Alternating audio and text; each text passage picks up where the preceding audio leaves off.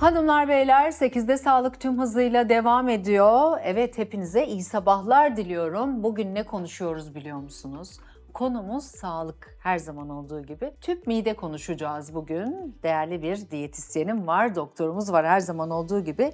Doktor Nilsu Özçiftçi şu anda yayın konuğum, diyetisyenimiz. Hoş geldiniz Nilsu Hoş Hanımcığım. buldum, teşekkür Nasılsınız? ederim. İyi sabahlar olsun. Teşekkür ederim, sağ olun, siz de iyisiniz. Harikasınız her zamanki gibi.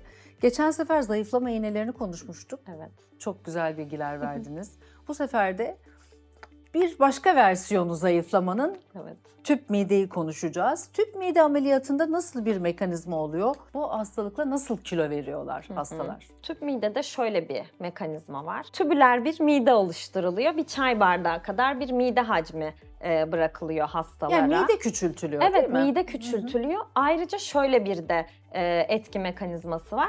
Midenin fundus bölgesi dediğimiz bir bölgeyi çıkarıyor cerrahlarımız ve açlık hormonunu aslında bu şekilde yönetiyorlar. Oradan salgılanan hormon o bölgeden salgılandığı için orayı çıkardığımız zaman hem hacim olarak hem de hormon dengesi olarak bir mekanizma işlemiş oluyor.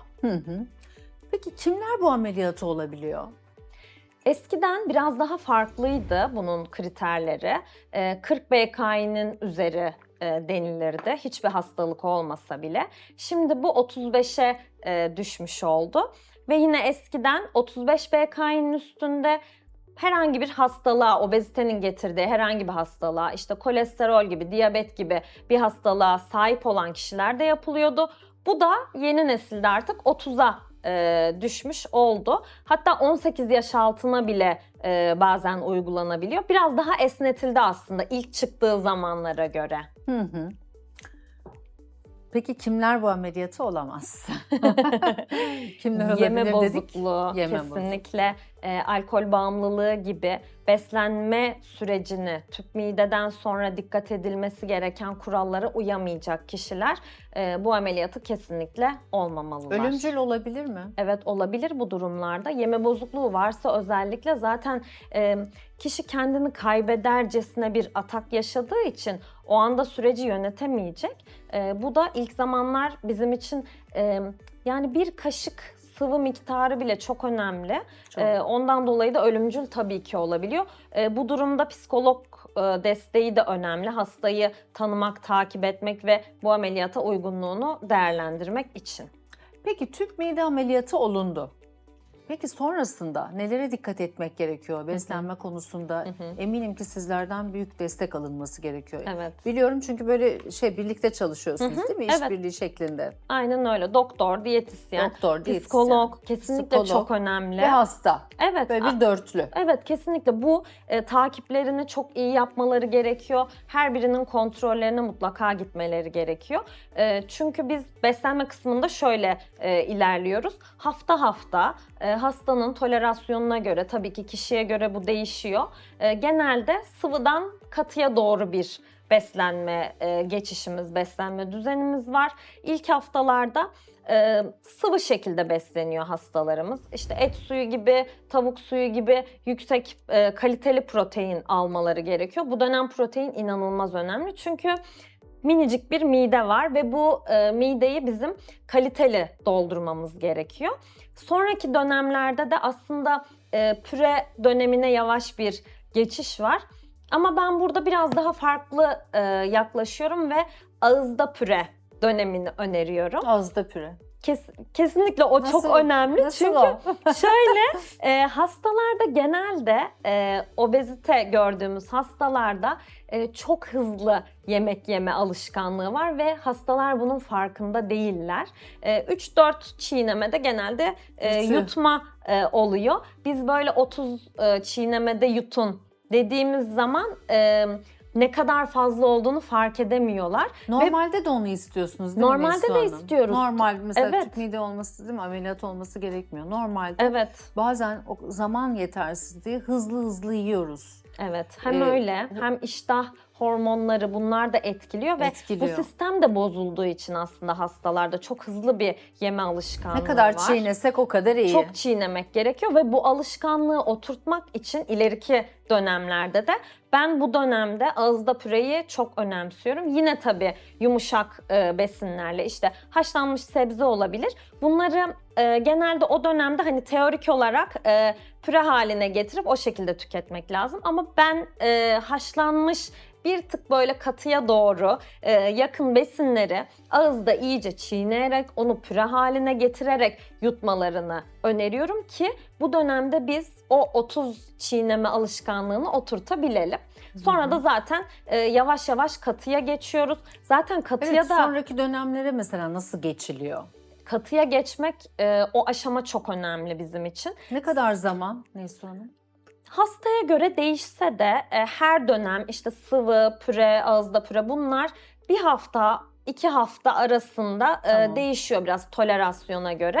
Ve bu dönemi biz ne kadar uzatırsak, katıya geçişi ne kadar uzatırsak hastaların birkaç seneye kadar tüketeceği besin çeşitleri de azalmış oluyor. Yani biraz korkuyor hastalar haklı olarak çünkü inanılmaz bir doygunluk hissi olduğu için bu dönemden biraz kaçınma eğilimi oluyor. Hani hep bir sıvı beslenme ihtiyacı oluyor hastalarda. Ya ben şimdi bayağı bir zahmet var. Bir diyetisyen çok büyük emek veriyor bence tüp mide olana. Evet. Ciddi bir emek var burada, zahmet var. Ben şunu düşündüm, tüp mide olmadan bu uygulamayı sizin verdiğiniz yani onu yapsın Evet. zaten verecek. Evet, bunu isteyen birkaç hastam oldu yakın zamanda. Yani Hani ben sizin anlattığınız çok ciddi bir çalışma var burada yani hani evet, değil mi? Tüp mide olmana gerek yok. Olma. birkaç hastam Diyetisyenimiz yakın Neyse zamanda Hanım'ın istedi. önerdiği gıdaları ye. Zaten Hı hı, vereceksin. hı hı. Bakın bir hafta, 2 hafta, 3 hafta, 4 Evet. haftalardan bahsediyoruz. Aynen. Zaten Yani veriyorlar bu O 4 arada. hafta bunları Evet. yapsa öyle Oluyor. değil mi? Oluyor. Biz Hani yanlış söylüyorsam Yok doğru düzeltin söylüyorsunuz lütfen. kesinlikle. Çünkü zaten çok hızlı kilo vermenin getirdiği yan etkileri biz yine tüp midede görüyoruz ve muhakkak. bu ameliyatı olmaya karar vermişse kişi ama hani şunu da diyorsa bana ya ameliyat olmuş gibi ilerleyelim, o şekilde beslenelim diyorsa ben kabul etme taraftarıyım. Yoksa hani normal diyetle kilo verebilecekse bir kişi bu tarz bir beslenmeyi önermem. Hani onu da belirtmiş olayım ama zaten ameliyat olacağım ben her türlü. Ama bunu bir deneyelim diyorsa Proteini nasıl destekliyorsunuz? Nasıl orada şey yapıyorsunuz Neyse Hanım? et suyu, tavuk suyunu önce bir sade şekilde biraz böyle işte defne yaprağıyla falan hani tatlandırarak hastanın da zorlanmaması için ilk başta böyle ilerleyebiliyoruz. O sıvıların berrak olması lazım ilk dönem. Sonrasında da bunları sebze çorbalarına ekleyerek mesela ilikli kemik suyu ekleyebilir, yine et suyu ekleyebilir. Bu şekilde O yapabilirler. şekilde. Ve protein tozu kullanımı çok önemli oluyor. Çünkü İyi katı protein besin de tozu. zaten Bir de tüketemiyorlar. Hacim likitler de az. vardı böyle çikolatalı, vanilyalı. Hı. Onlardan kullandırtıyoruz. Feci- evet, feci evet, bir şey. evet. Aynen Hatırladım. onlardan da kullandırıyoruz. Onların tadı güzeldi. Bence güzel. Ben seviyorum yani. Evet. Hastalar da Ya genelde. muzlu süt, çikolatalı süt gibi bir şeydi ben. Evet. Benim ufak oğlana kullandırmıştık bir Öyle dönem. mi? Biliyorum. Hı hı. Hastaların zaten tüketilebilecek bir tat da önemli oluyor bizim için. Ona göre de ürünler üretildiği için genelde tolere edebiliyorlar. Beslenemeyenlere destekleyici protein takviyesi Evet. oluyor.